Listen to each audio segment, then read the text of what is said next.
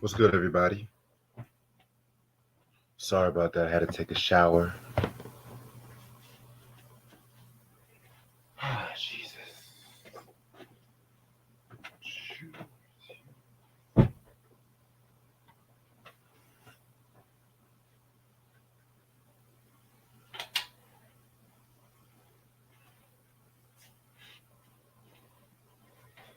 Okay.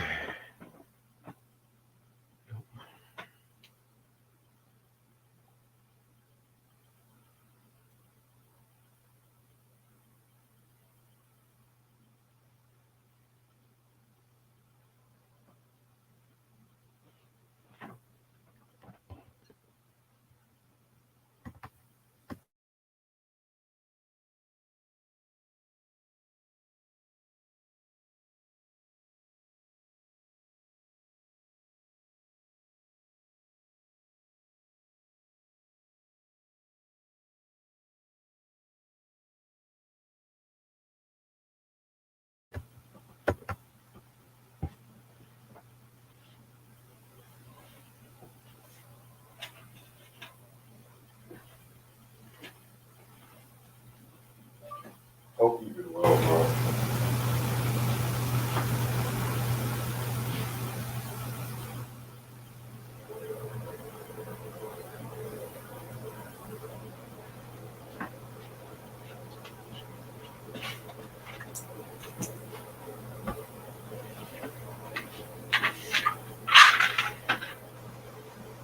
Sorry, y'all. I'm just coming home. I was helping out somebody with a school assignment. Trying to get my room. I don't even have my vinyl out. That's the thing.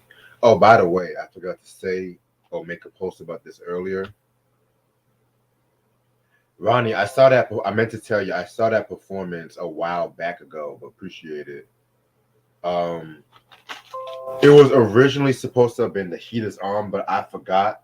I did a review on that, I think last year. So that's why I did a last minute change to the 3+3 album, just to let y'all know. It's like sometimes I do so many reviews, I can't keep up with how many reviews I do of this bitch.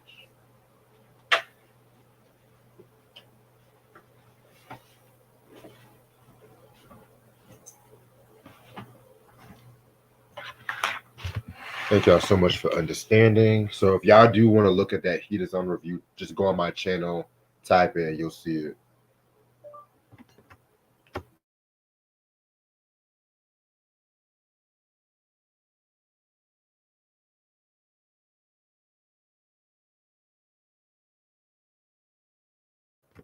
Yes, that new Currency album is fire. I was bumping that this morning.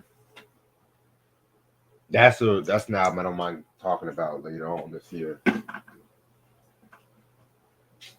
Oh, my earbud would go missing, but luckily I just got an extra one, so fuck that.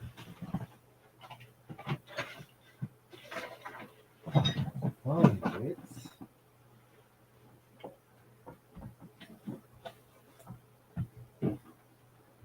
okay. This is supposed to be on.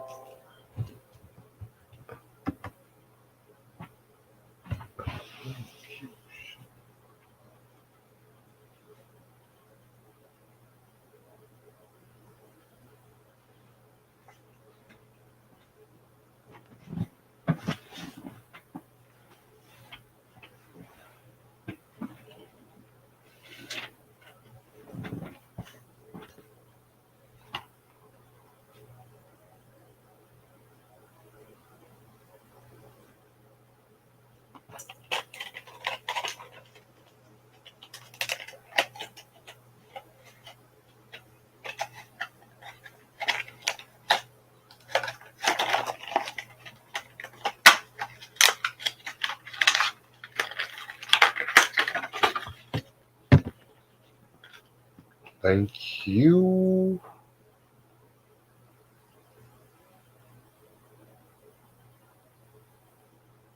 Oh, you say you went to the culture tour? Yeah, I can't wait to see them. Hopefully, I can get my tickets this fucking week. Just gotta. I just paid off the bill I had to pay off and stuff like that. So hopefully, I can get it this week. Come the fuck on, yo. What's the point of giving me extra earbuds if none of this shit is gonna fit? Thank you. Okay. Go. Cool.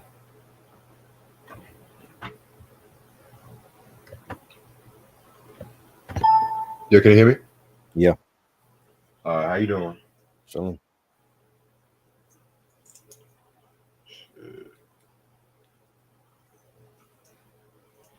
Been a long fucking day.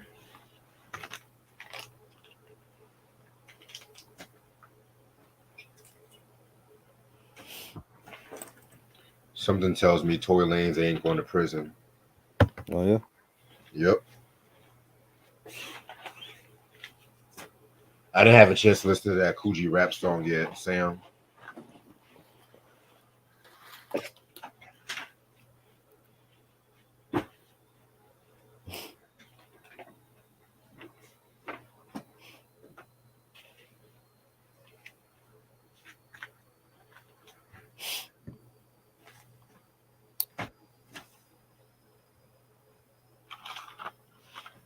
Tim said he did 3 beats today. That's what's up.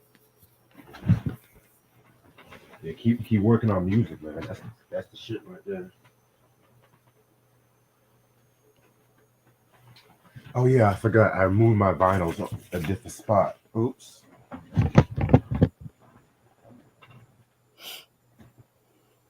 Oops.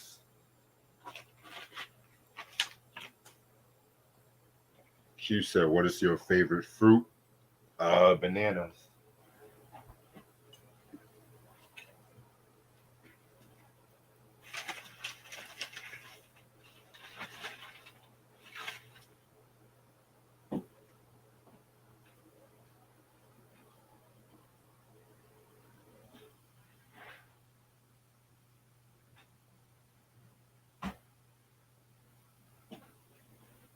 How's your day, bro? It was good.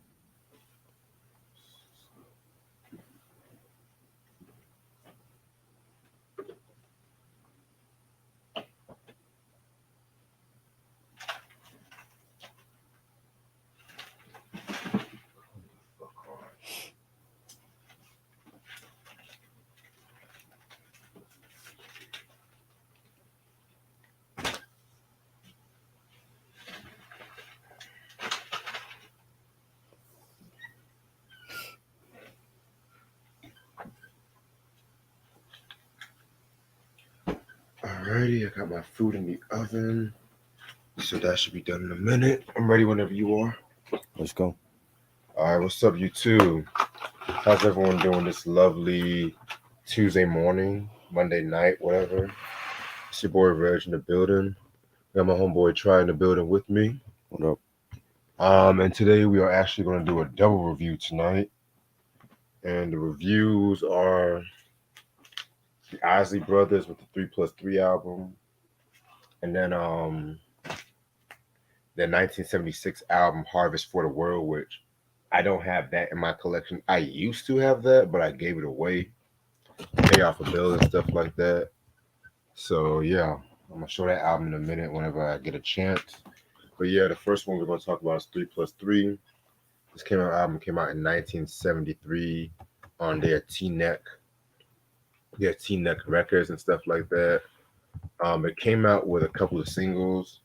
Those are "Who's That Lady," "Summer Breeze," "Highways of My Life." I wanna, yeah. I think those are only 3 singles and shit. And you guys should know by this time they were going by the six brothers and shit like that. You know, Ronald, Rudolph, O'Kelly, Ernie, Marvin, and Chris. Chris Jasper, you know, he was a brother-in-law and stuff like that. Yeah, man, cause you guys should know that it was originally Ronald, Rudolph, and O'Kelly, and they were like a trio. They recorded for people like Motown and Buddha Records and stuff like that.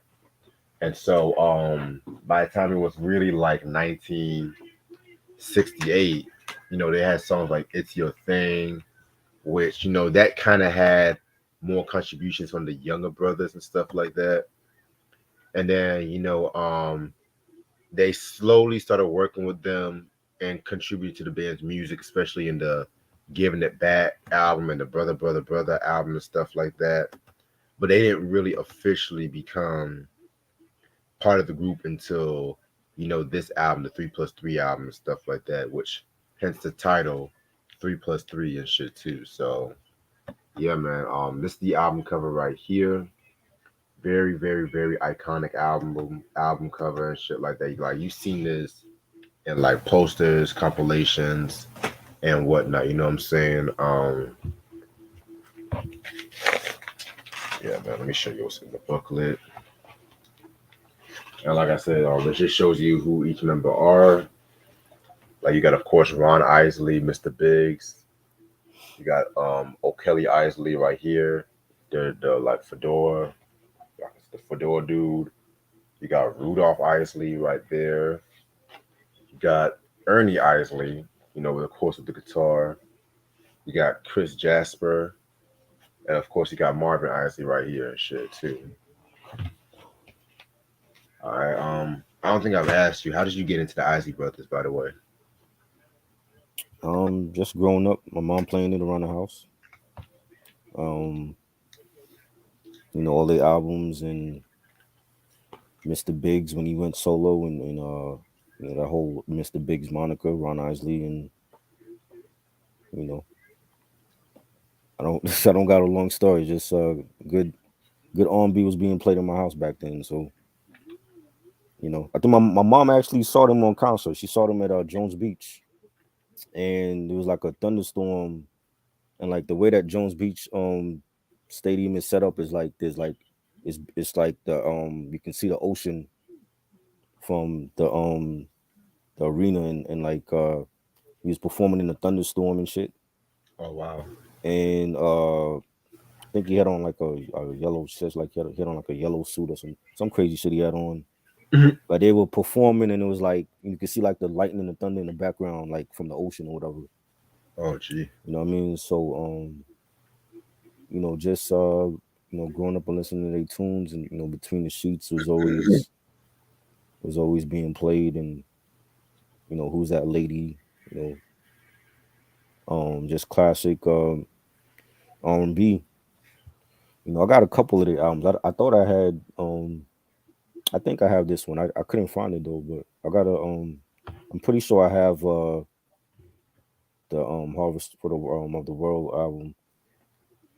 And yeah, it's just good R&B being played in the music in the house. So that's basically how I know them. And then like of course Biggie sampled them for Big Papa. And Ice Cube sampled them for It Was a Good Day. So a lot of artists sample their stuff. So you know they should be known by people. If you listen, if you know those songs, you should know who sampled it. So you know Exactly. I think R. Kelly did a good job of you know uh introducing Ron Isley to you know mainstream, again, with that whole Mr. Biggs moniker, and having him in his videos, and that was genius of him to do that. Yeah, he You know what I mean? definitely rejuvenated them for Yeah, like the new generation and stuff too. So right. Which is should be done anyway. Even now, it's like like if people don't know who Sly Stone is, somebody should introduce him to this generation. right. Before he dies, and you know what I'm saying. So like people like that. You know what I'm saying. They should know who they are. You know what I'm saying. Like we shouldn't wait for like a verses to know who these people are. So you know, Yeah, I definitely agree with you on all that. props to R. Kelly. I don't give a fuck. I still listen to R. Kelly. So props go to R. Kelly for doing that. Same. You know what I mean? Yeah, man.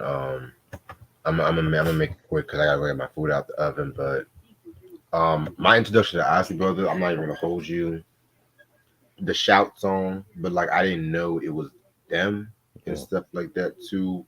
But My dad was a huge fan. He has like a lot of compilations from them, especially like the ballads from like the 70s and 80s and stuff too. You know what I'm saying? So it's just like timeless songs like Between the Sheets, Caravan of Love, For the Love of You. That's just I was just always playing at my Right. crib and stuff like that. You know what I'm saying? Right. Yeah. Give me 1 second. Let me get this food right quick.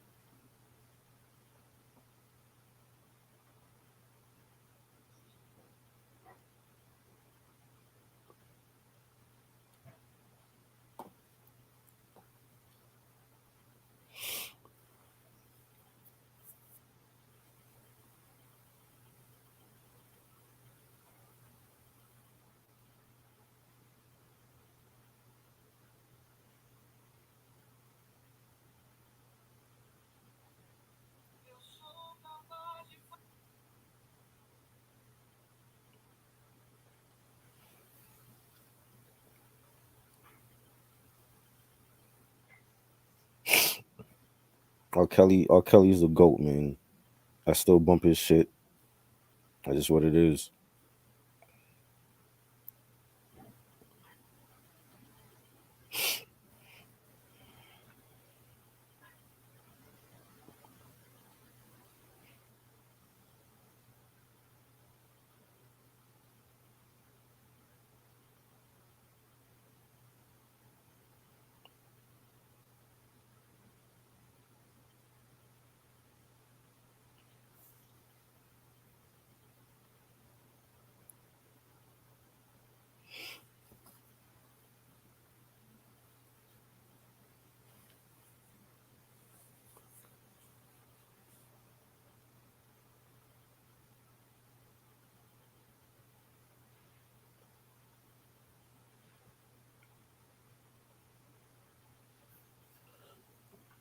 There's controversy with every artist. So I don't, Madonna had controversy, all that.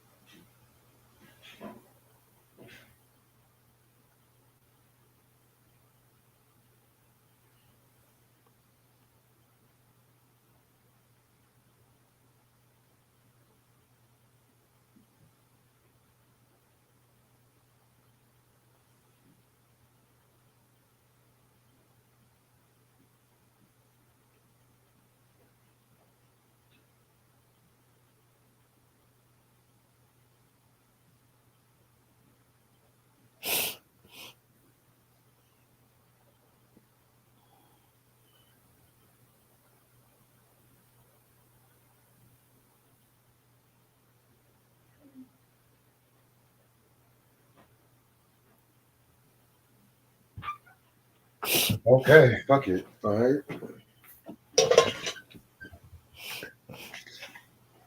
Yeah, Mark Kelly is a musical genius. Yep.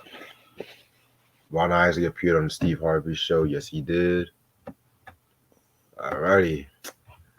Y'all ready to talk about some Isley Brothers right now? Let's hit it. This album has about 8 tracks. Of course, the album has 8 tracks. Oh, 9 tracks. Excuse me. Okay. And we're going to start it off with the iconic "That Lady," which is pretty much one of their most signature tracks in their discography, if you ask me. Excuse me. Originally, this was a song that they did back in 1964. Excuse me, but it was like more of like a Temptations vocal styling kind of track. But at the same time, they redid this track, in 1973. But it was more of like a funkier, funkier psychedelic soul arrangement and stuff like that. You know what I'm saying? All my Kendrick Lamar fans, y'all should know he sampled this track for you know what I'm saying? Yeah, So yeah, this one was a very iconic track. Check out the Soul Train performance of this track too. yeah, it was good. Um, Definitely, as everybody knows, this song has been played in like hair commercials and shit like that. Right. It's a good classic song.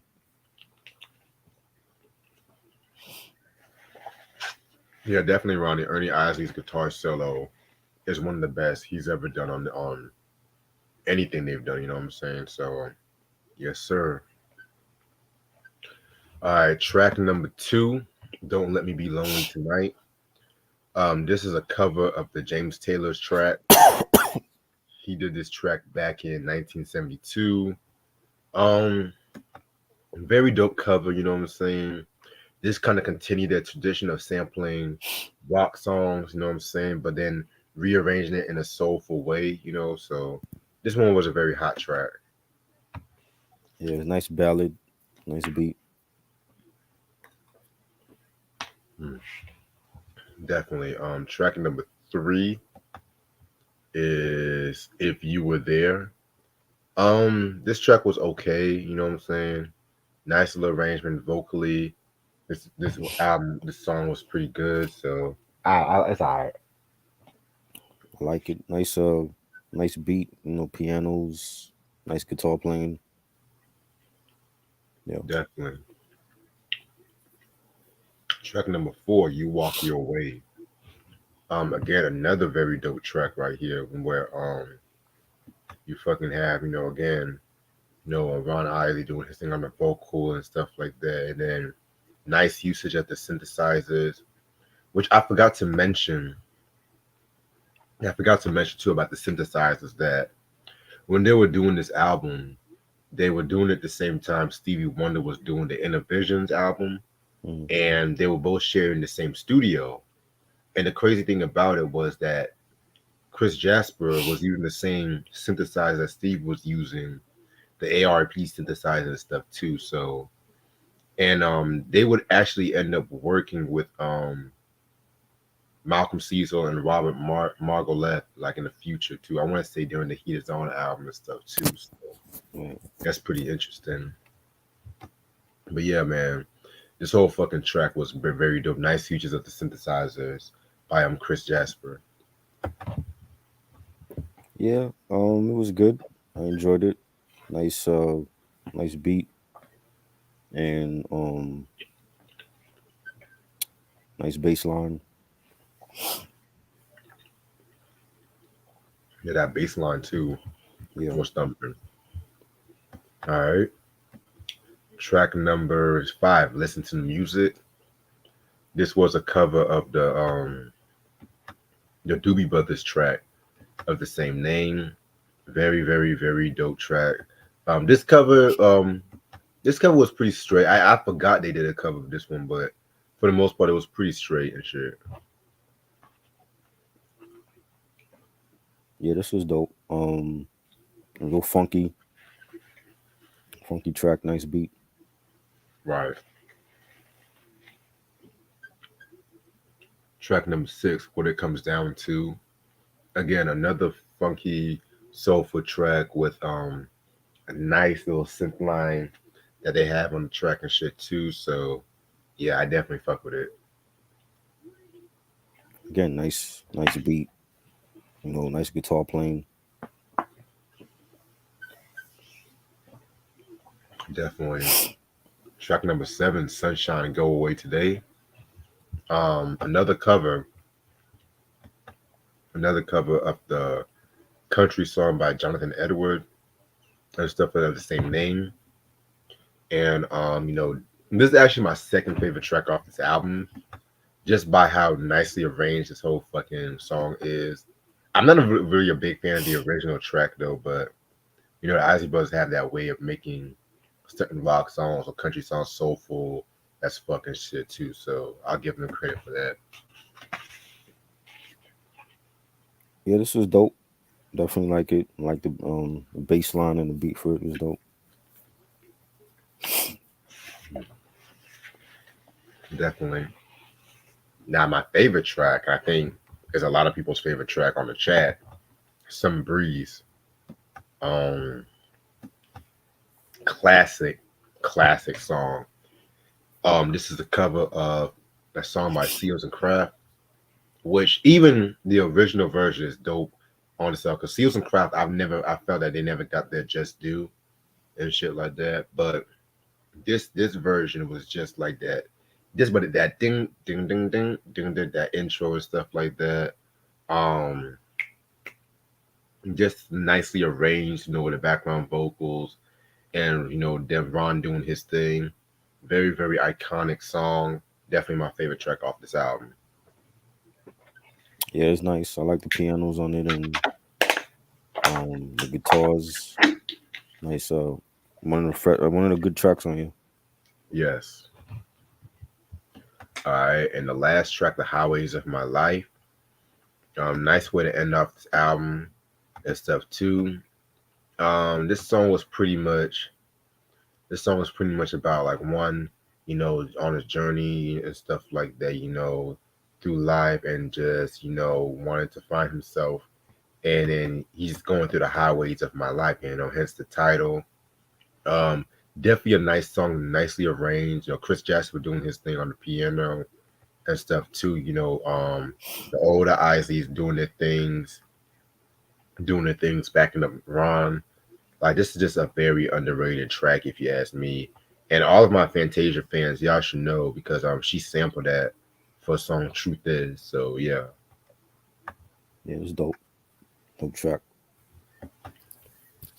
definitely. All in all, this is actually one of my favorite Izzy Brothers albums and stuff. Very funky, very soulful, nice transition into like their 70s style. Like this is the album that really put them up there with like Earth, Wind and Fire. Uh excuse me, you know, fucking Ohio players and shit like that in terms of, just funky and just in terms of like the chart success and shit too. So all in all, this album is a 5 out of 5. It's a classic. If you're an R&B fan, you don't have this album, I don't know what to tell you.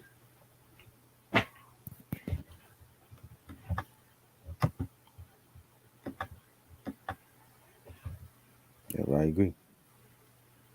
You say you agree? Yeah. Yes, sir. Yes, sir. Like this whole fucking album is just fucking sick. A lot of hip hop has sampled from this fucking album too. You know what I'm saying? So Right. everybody from Quick to Kendrick. Now the last album I'm going to talk about is their 1976 album Harvest for the World. Album came out in of course on the T-Neck Records. It came out with, I want to say, well, technically, the main single was Harvest for the World, but it has songs like Let Me Down Easy and Ask Your Best You Are Love, which originally those were not singles, but the radio, they picked up on it and they played it mostly on like the Quiet Storm stations and shit too. So y'all know how that shit goes. Radio make anything a success and shit. So yeah, at least it was good music and shit too. Unlike today when they will just pick any random thing and make a fucking hit out of it. But so after the release of the 3+3 album, they came out the next year with Live It Up, which again, that one was a very dope record. Very underrated if you ask me, very funky. Next year after that, they came out with the Heat Is On album, which I talked about that album, that had For the Love of You, Fight the Power. And then fast forward to 1 year later, they dropped the fucking Harvest for the World album and shit too, Not that much I can really say about this album. They pretty much this album was pretty much known just for the title track and stuff like that too. It was just nice for them to like really go into that whole conscious solo deal and stuff like that too. You know what I'm saying? But like I said before, this album has about 8 tracks. Yeah, let's get the shit started. Um, I'm just going to talk about both the Prelude and Harvest of War at the same time. Um, Prelude, pretty much nice little prelude. It's interesting too because it's funny how we mentioned that Murder Was the Case soundtrack Yeah. because Joelle, she had a version of Harvest for the World on that album. And what I liked about that cover was that it incorporated the prelude in the beginning and stuff like that, just to give it a unique, interesting take. Because most motherfuckers, they would just cover the song and they'll just go fucking straight to the song and stuff like that. But because I was listening to that prelude, I was just like, where have I heard that shit before? You know what I'm saying? So yeah. And then, excuse me, when we get to the original song, iconic classic song, you know what I'm saying? Just talking about unity and just talking about how they wrote the song pretty much, around the time the Vietnam War was ending and stuff like that too. So it's pretty much one of those kind of songs, and I fucking love it. Definitely one of my all-time favorite Izzy Brothers songs that they've ever done and shit. Yeah, it was good. Nice beat and bass line, and them singing about the world and society and all that. The prelude was good. I like the pianos and acapella. You know, Right. Very relevant song, especially with what's happening today and shit like that. yeah. Shit. Anyway, next track we got People of Today. Again, another like socially conscious track and stuff. This one was pretty okay. Not really one of my favorites, but it was definitely a decent track. Yeah, it was good. Nice beat, funky track. Bass line was dope. Definitely. Um, next next track is Who Loves You Better. Um, with this track right here, it's pretty much a disco-esque kind of track and stuff like that too. You know what I'm saying? That would definitely flirting around with the disco. It didn't really become more evident until during like the late '70s, early '80s and shit too. But this is a pretty interesting track. Not really one of my favorites, but this is alright. I like the beat, the guitar play, the bass line. Dope, dope track. Definitely. Give me 1 second. I gotta fix something.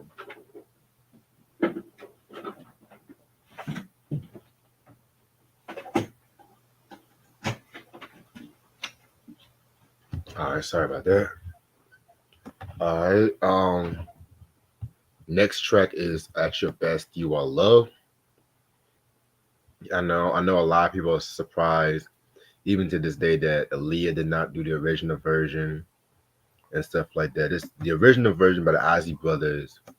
They actually wrote that in tribute to their mom and stuff like that too, which I didn't even know about. But R. Kelly kind of wrote that. He kind of rebranded that. Just for Aaliyah and whatnot too. So that's pretty interesting and shit too. But I'm not even gonna hold you. I kind of prefer the Aaliyah version, Mm. if you ask me. But that's not knocking this version and shit too, because Ron definitely did his thing vocally on this. Yeah, this is a great song. Classic. Aaliyah did. I like Aaliyah's version too. I think Aaliyah's version was good. You know, real melodic. Definitely, definitely a more melodic song and shit like that.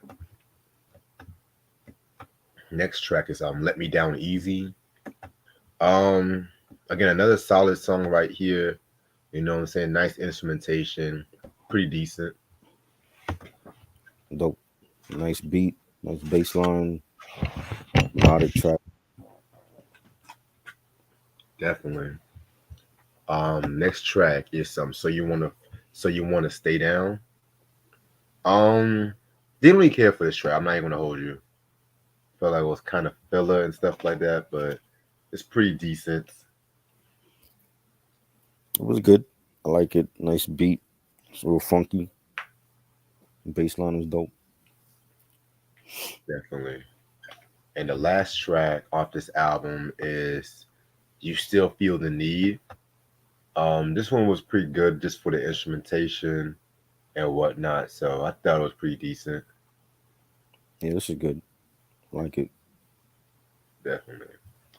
All right, so that's all the songs on this album. Overall, very very dope album. It's not as good in my opinion as The Heat Is On or Go For Your Guns, which I know there's a lot of Izzy Brothers fans kind of cite that as their magnum opus and shit like that too. Which I'm gonna say my thoughts on that one. But yeah, this one was pretty nice. Them expanding their storytelling. I mean, their songwriting and talk about more conscious tracks.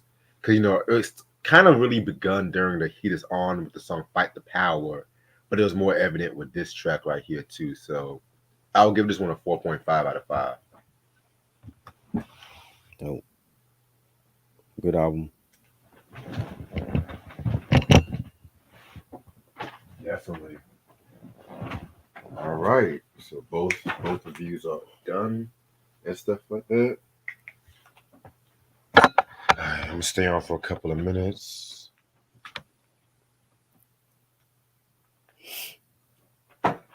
You straight, bro? Yeah, I'm good. I'm chilling. I don't know. I'm just not feeling it tonight. I'm not excited for the. I don't know. I didn't get excited for this review like I thought I would. Same. I'm not even gonna hold you. Not even.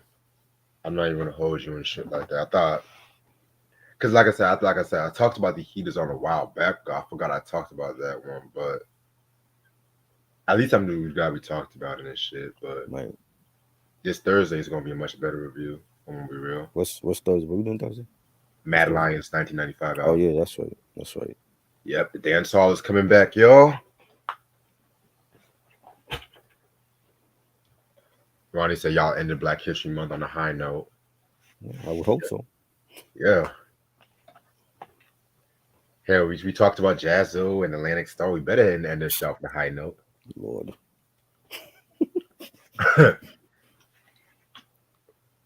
Hmm. That was this month too. We did that. Oh Yeah. man. Wow. Because remember, I came back like around February and shit. So, but yeah, it was an interesting month and shit. We started off low, but we ended off kind of Mm. high and shit. So yeah. So what the fuck is Euphoria? The show? Yeah. It's a show about like high school teens, dealing with drugs and sex and what teenagers gotta deal with in this country. Why I thought it was another variant at first. Variant? Oh Yeah. no, nah, that's the show. Okay. Cause I just realized it was show like 2 weeks ago. Cause I kept hearing Euphoria. I was like, is this another Zendaya. variant? Zendaya is like the main star, and she's strung out on drugs since her father passed away, and Oh wow. 1 minute she's clean, and next minute she's back on drugs. I got tired of. I think it was too repetitive with her going back and forth on drugs. And I mean, in reality, she should be dead. You know, Well, it's they just focus too much on drugs, like her being on drugs, and like what kind of images are you putting out to these kids out here? You know what I'm saying? It got to be more. It got to be. I mean, at least for me, my teenage years were great. I didn't deal with drugs and all that. So you know what I'm saying. But this generation now is different. But I just feel like if this show is geared towards young kids, they putting out the wrong messages. well, I don't think it's geared towards young kids because it's on HBO or shit. That's just my opinion. I mean, the audience is for the young. It's for a young audience because it's all everybody on here is young, but you know, I just think like I don't know what kind of messages they're trying to send. It's like, you know what I mean? Yeah. But I hear your point though. You know, It's just basically if you wanna watch a show about drugs and sex, that's the show for you. But that's all they show on there.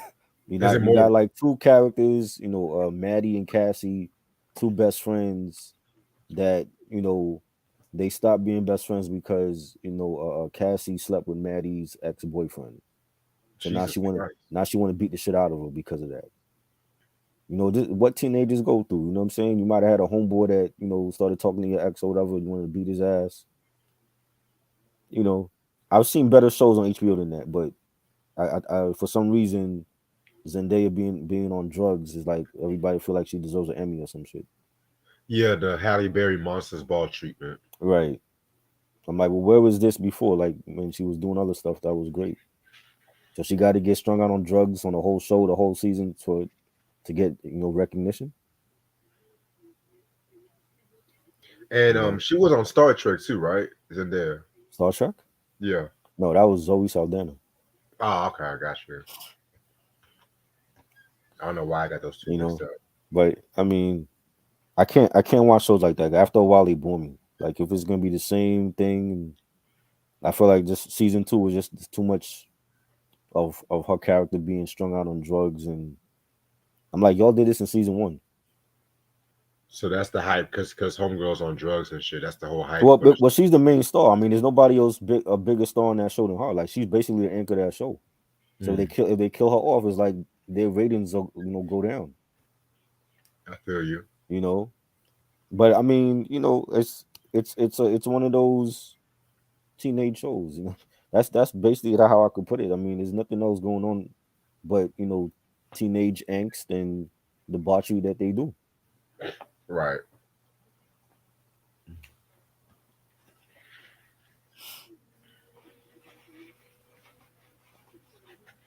Sopranos or Oz? I'm gonna have to go with Sopranos or Sam. Sopranos. I don't like Oz. I never actually fucked with Oz like that. I watched it a couple of times, but it ain't for me.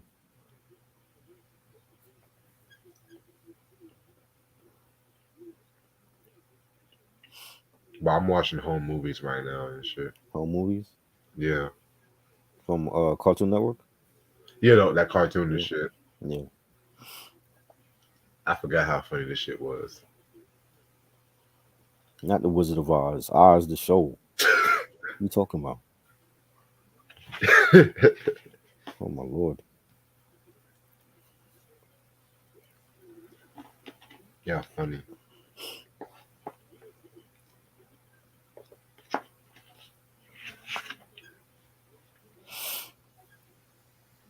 What else is going on?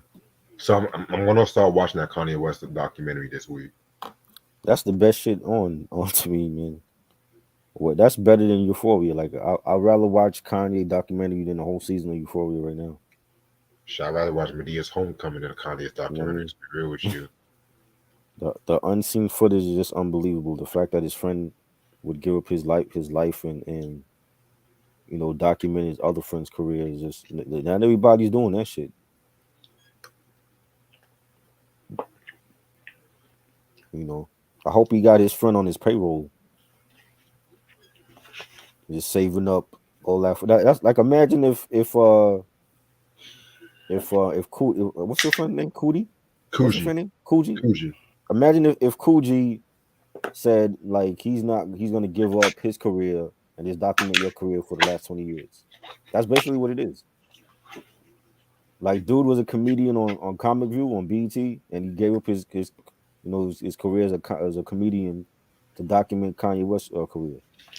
And this is before he got signed to Rockefeller. So he's been documenting his career when he was an unsigned artist, doing the mixtapes and working on the college dropout before he got signed.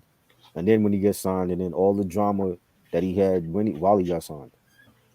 And he had all this footage for like 20 something years, and it's just now coming out.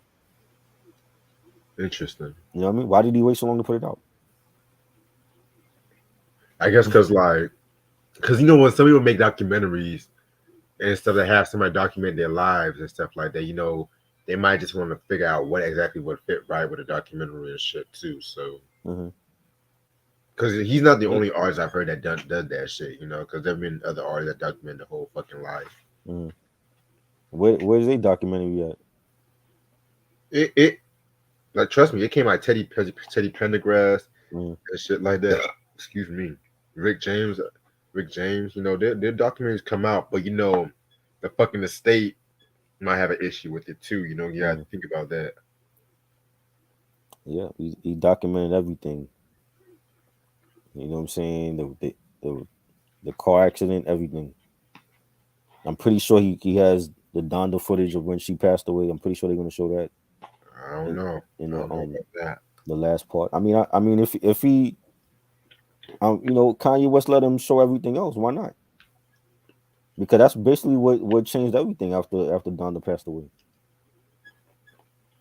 You know, I'm pretty sure he has that footage somewhere. If they don't show it, he has to have that footage. I mean, because he was walking around with his camera everywhere. When they bum rushed the Rockefeller offices, he was there with the camera. Oh When shit! What's this about Bum Rush and Rockefeller? that's in episode 1. Because when Kanye was doing the Blueprint, he never got signed as an artist to Rockefeller. He was just doing beats for the Right. Blueprint. He did beats for State Property, but Dame didn't take him seriously as an artist. So he was just paying them money to put to produce for them, but they never signed him to a contract. Wow. So he was mad that he felt insulted that they only looked at him like a beat maker, but they didn't take his him rapping seriously. So that's why he bum rushed the offices at Rockefeller with Wow. his friends. Yes, with all this is on tape with his friends, and Coogee was there with the camera. And you know most offices when you go in there, they would have told you to turn off the camera. He had the camera filming everybody. So like if you used to work there, you're probably like looking at that documentary 20 years ago, like, yo, like I remember when I was working there, you know what I'm saying? So he documented, you see everything. They wasn't there though. Dame and Jay wasn't there. But they had like the workers that was working for Rockefeller at that time on tape. And he's going around and he's playing the college dropout for them. Because the album, he was working on the album before he got signed. You know what I'm saying? Like the album was already he was already planning on coming out with the college dropout regardless, whether he got signed to Rockefeller or not. He was already recording it. You know what I'm saying? The thing is when they didn't offer him a contract, everybody else did. So Ruckus offered him a contract. Capital Really? Record, yes. Capital Records offered him the thing with Ruckus was the A&R Ruckus told him that he's like a new type of artist where he's a fashionista and he has mainstream appeal and he's dope enough that the hip hop heads are gonna listen to him. Mm. Right? That's why they liked him. So Ruckus wanted to sign him. You had Capitol Records, the A&R Capitol Records is on there telling them like, yo, we want to sign you to Capitol Records. So he had other offers from other labels. And I think that's the real reason why Dame gave him the contract, because they know if they lost him to another label, he wasn't gonna give them all those beats anymore. You know what I'm saying? And he was already working with like Black Star is on there. He was already working with Black Star for their second album that we still waiting for their second album. Because they wanted to do over Brooklyn's Finest. He played the Brooklyn's Finest beat from Reasonable Doubt for them, and they were supposed to come out with that as a first single from the second album. Right? So he already had the co-sign from Black Star, and DJ Clue's is on there because he was doing beats for DJ Clue. I guess maybe it's the Professional 2 or 3. One of those professional joints he was doing beats for. I want And to say Clue, it's professional too. He did beats. I don't remember. See, I don't got Professional 2. I don't remember anything he did on there. What did he Really? do on part 2? I could have sworn he did some shit on professional too, but I I haven't gotta heard check. his album in years. Yeah. So he was doing shit for Clue, right? And then he had Most Def was on there because they showed when he was recording certain songs, like when he was recording Jesus Walks. The original Jesus Walks was with him and Ramfest. Ramfest wrote his lyrics. Yeah, I heard about that. So he was recording. They showed Ramfest recording his lyrics, but he had Lauryn Hill on the chorus though. And something happened between On the leaked version, Lauryn Hill is on, because I had the leaked version of that. On the leaked version of All Falls Down, Lauryn Hill is on the chorus, and something happened where he couldn't use Lauryn no more, and he got Selena Johnson.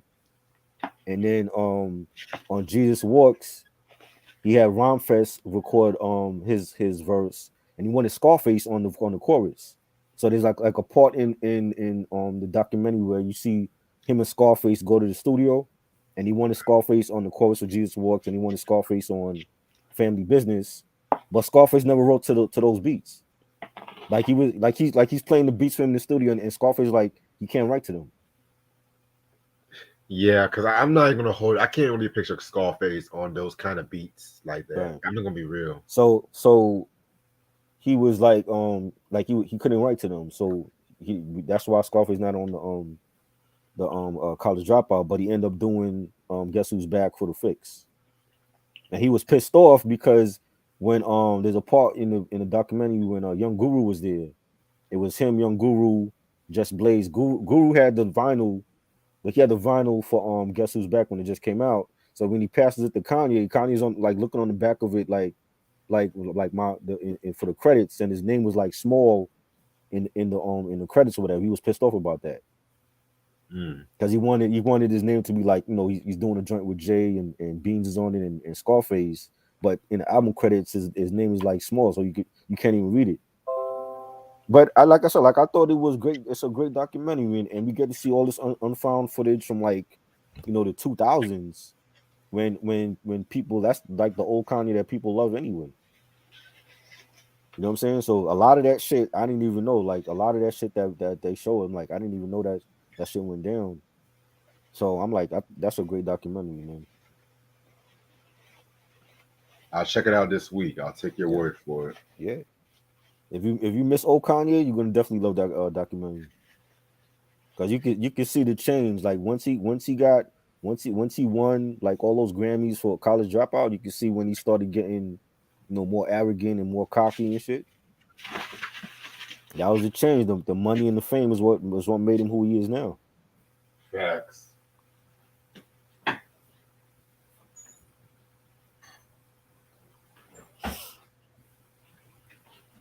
I'm gonna stay on for about 5 more minutes.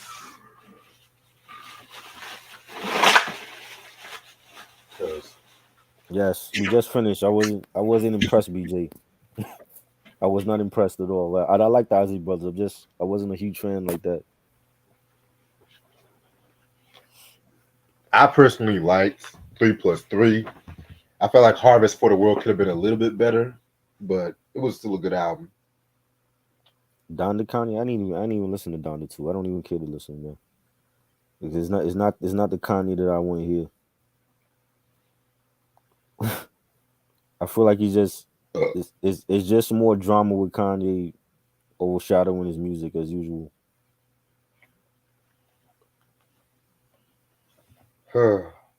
Like I said, I'm not in that whole Donda.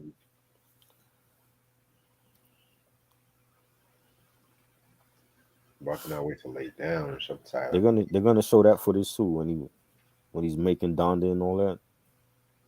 Oh god. In the last part.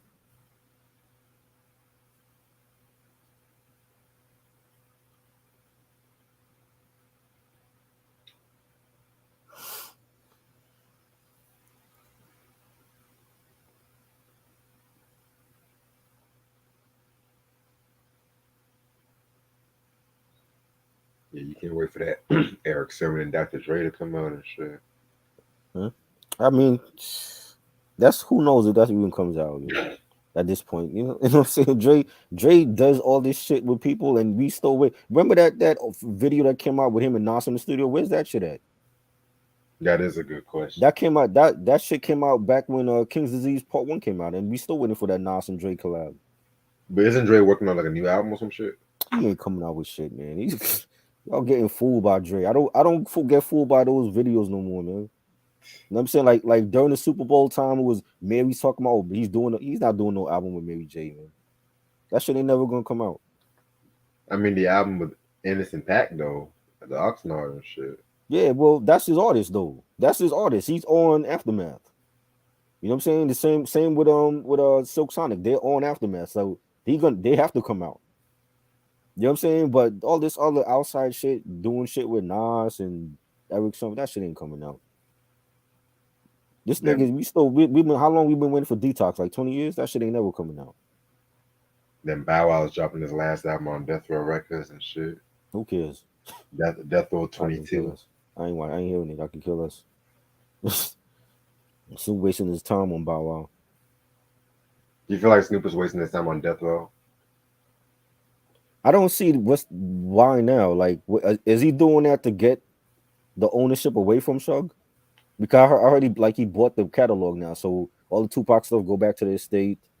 Dre gets the Chronic. I thought Dre already had the Chronic, so he's just now getting the Chronic Masters. Yeah. So I feel like Snoop did that just to get the shit away from Shug, so that it could go right back to his rightful owners and shit. But what is it? At this point, nobody cares about that for. What is he dropping that people is not the same. But like if you announce, oh, I'm dropping the dog pound with dog food too, who cares? You know what I'm saying? It's never gonna live up to the original one. You about to go to World War III. Ain't nobody worried about no Death Row. Nobody cares about that. You know what I'm saying? World That War whole I don't III. even feel nostalgia when I hear Death Row anymore. It's not the same. That would be like if Diddy sold Bad Boy. Who cares? Who do you have on Bad Boy to come out with? Nobody. Machine Gun Kelly. No. Machine Gun Kelly is better doing alternative rock. He don't need Bad Boy. Puffy wasn't promoting this shit anyway.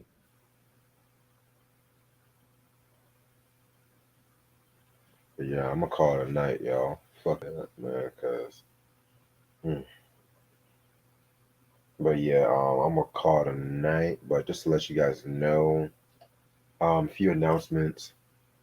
Thursday, we're gonna talk about Mad Lions 90. Hold on, let me double check what that was called. Kanye West did more for Game than Dre. I only know Kanye doing shit on documentary. I don't know what else he did for Game. What else he did for Game? Who, Kanye? Yeah, Didn't he do some shit for LAX too? I know. I heard that like once. Oh wow. I don't know what else he did for Game. For I Game, got Game for Game to even say that he sound nuts because wasn't he signed to Aftermath? yeah, for like one album. So how did Kanye do more for him than Dre? Dre put and he was on the Compton album. That album is shit. So how did he? I don't understand. What is he talking about? Like Kanye did more for him than Dre. You know the game just wants to say some shit just to feel relevant. He's an idiot. But This yeah, but yeah, the Mad Lion album is called Real Ting. That actually came out in, yeah, it says 95. I don't know why it says 94 on here, but fuck it. But yeah, I can't wait to talk about that one and shit. They only have a lot planned for this. oh man. You said what? How we gonna do that one, yo? Which one? Mad Lion. How you gonna quote? You know he got like that raspy voice and shit. Shit, someone. There's no need to watch. That's gonna be. I'm not gonna lie. That's gonna be a fun ass review. God. That is gonna be a fun ass review. Cause I will call it like a dancehall review, was also like a fucking hip hop review. Right. Plus, he had Kara's one doing the beats and shit. Yeah. Shoot to kill. Well, I'm gonna act a whole fucking fool. I know I said I'm not gonna quote a lot of dancehall fucking tracks, but I'm gonna act a whole fool on that You album. sound like an old West Indian man. Someone, there's no need to worry. Oh my god. Shit, that review is gonna be iconic, yo. I'm telling y'all that right now. But yeah, man. Also, I will let you guys know when I'm actually gonna do the David Bowie reviews and whatnot. And this is gonna be like the Berlin trilogy and shit, you know. So that's gonna be very fun. And yes, the hip hop reviews are gonna come back strong this month. I'm kind of tired of doing R&B reviews and shit. Maybe that's what it is. Yeah, I love Isley Brothers are great. For some reason I just couldn't get into these albums like that. yeah, man. Cause I'm not even. I thought I was gonna do something different. Cause like February, it was just like maybe I should do like all hip hop, all R&B reviews and shit like that. But we got to do the Nocturnal next week and shit too. See, now that's an album I'm hyped for. Yeah, I know certain people are expecting me to do that one and shit, but I told them afterwards I got the album in my collection. Right. So yeah, that one I know that's gonna be next week. That's the hip hop album we can look forward to. Okay. But I'm gonna have to go through my collection and shit. Cause I want to do some straight up, strictly boom bapish, fucking lyrical ass hip hop, not just no trappy, happy dappy hip hop and shit like that. What is Hell, that? even talking about Currency's new album, I was thinking about doing that. With Alchemist? Yeah, That album was fire. that album was sick, man. Definitely. I never thought Currency and Alchemist would do some shit together, low key, but yeah, he's done a lot of stuff with him. See, Currency dropped like hella hours, man. I can't even keep up. Covert Coupe, that shit is classic. And then he did some shit for the San Andreas soundtrack. Yeah, I forgot about that. Yes, him and Freddie Gibbs is on that. Freddie Gibbs, Bandana. I do want to talk about Bandana one day. Definitely. His best album, in my opinion. You think it's his best album? Yeah. I like Pinata. I like Pinata. Pinata was my second favorite, but something about Bandana though, that's like some crack right there. Boy wants another Pusha T review. Reg don't like Pusha T, so whoa! I never said I did not like Pusha T. I love Push. I just don't like the Lord Willing album. I'm gonna be real. It's because of you that people are making memes of and saying that they have cafeteria beats. Because I was looking at myself like. Wow, look what I started. Yep, it's because of you. People are coming on here and they listening to what you're saying and they're going back and making posts like that. And I'm like, I know in 2002 people was not saying that shit about Lord Willing. But I was surprised people were watching my shit though. That's what I was surprised about. Man, because I thought I was the only one that thought that shit, like cafeteria beats and shit. Because even back in the day, when I was getting into hip hop, everyone talk about the Lord Willing album. I never grasped to like, well, how is this iconic and shit, you know? Give me but kids at that time, if they in the school lunchroom and they banging on the table, they were banging. Grinding was such a dope ass track. You know what I'm saying? So because people made that beat before Grinding was actually a song and shit like that. That's all I gotta say. Pharrell took it to another level. Fuck Pharrell. With the Neptunes, all the Neptune shit that they do for the clips is totally different from what they do for Justin Timberlake and everybody else.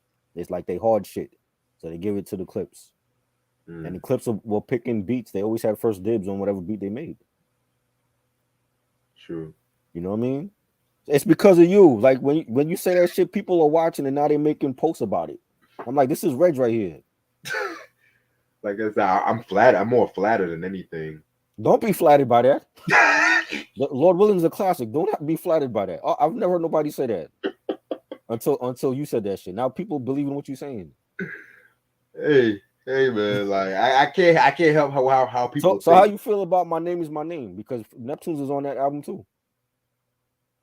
I have to re-listen to that one. I haven't heard that album in years. That album is one of his best. That was the one with the Lil Wayne diss track, Exodus, right? Was Exodus on there? That's the joint with Kendrick was on there. Forgot the name of that shit. The joint he did with Kendrick. Yeah, there's a video for that joint. Yeah, I gotta re-listen to that one. That joint is one of his best albums, man. Well, everything Pusha T come out with is dope, man. The Exodus album, not Exodus. Fear of God was fire. Wrath of Cain. Darkest Before Dawn. All of those albums were good. That one, Darkness Before Dawn, was dope too. Yeah, that one and Daytona are my top favorites. Flawless discography, not like Jadakiss, who people swear is a goat, and he ain't got a damn classic to his name. Your favorite rapper. Yeah. He's a great MC, but he ain't fucking Pusha. We should do a beat battle. Jadakiss versus Pusha T. What about this album? You want to talk about this one? Who's that? Who's that? Ariana Grande. Positions? Yeah. Hey, we could do that. I like that album. I think it's her nastiest album. We'll probably do this next month and shit, because I never heard the album. I just got it still sealed up and shit. Because I was like, Daytona. Kanye did Daytona. Remember that classic album? Yeah, but Kanye also did Nasir too. That was bad. That was bad. I don't know what happened. So how you come up with some dope shit for Pusha, but not no dope shit for Nas? Make that make sense. Do I only have the clips. I don't got the Pusha T stuff yet. I only got the clip stuff. I ain't got neither. All of them shits is out of print. Well, Daytona's available, but like the other shit is out of print. But yeah, man. Ariana Grande is overrated? I don't think she is at all. She's one of the best singers in this generation. She's the closest thing to Mariah Carey, voice wise. I like her too, but as far as singing, I think Ariana has a better voice than something her. I don't know if I'll go that. You think hers has a better voice than Ariana? Who, Mariah? No, her I'm talking about, and Ariana. I gotta go with Ariana. I'm sorry. I love her though. I don't like nothing on Nasir. No, Kanye fucked up on that one. He did good on Daytona, and I like Kid See Ghost, but that Nasir shit he fucked up on. I never thought I would say a Kid Cudi album was actually better than a Nas album. You know, I never thought people would agree with the cafeteria beats comment. that's your fault. They doing that, yo. You got people on Instagram making posts about the shit that you said. I know they watching this shit because you're the only one to say shit like that. Oh, come on. I can't be the only one. Yeah, I hope Pusha T saw that post, yo. I hope he saw that shit. But for real though, this has been a very dope review. Y'all love the Izzy Brothers. Check out the 3+3 and Harvest for the World and stuff like that. Ariana as a person, you know her personally? She could be a hoe for all you know. What do you mean as a person you like her? We don't know her as a person. Music wise, I'm fucking with her music. For Ariana, she could be doing that fucking burning cats, do what Right. fucking Azalea Banks be doing this shit. Right. She could be a hooker on the point. Like, I don't know her personally. I'm talking about her music. I think she's the best singer of this generation. But yeah, I may do a Q&A Thursday morning and stuff like that. I don't know. Yeah, depends if I'm sleeping in or sleeping not that day, but appreciate this try, and I'll see y'all later. Peace. Peace.